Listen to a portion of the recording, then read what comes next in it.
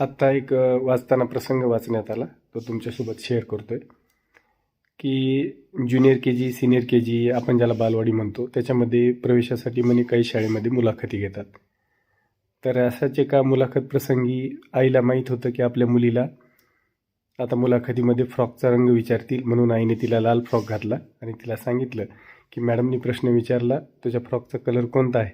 तर सरळ सांगायचं रेड म्हणून. रेड फ्रॉक घातला आणि तिला तयार केलं.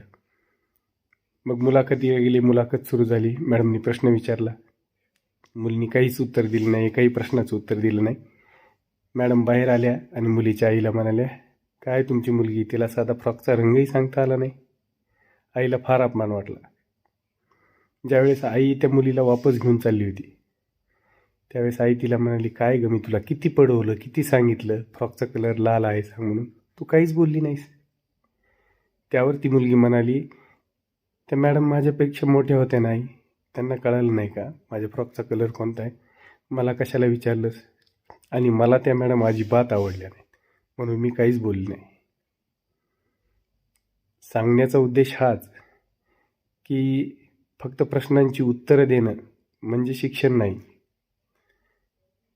मुलीला फ्रॉकचा कलर कोणता विचारणार आहेत हे आईला कळालं, पण तिच्या मनात काय आहे हे आपण कधी मुलांचं जाणूनच घेत नाही. फक्त प्रश्नांची उत्तर देणं म्हणजे शिक्षण नाही.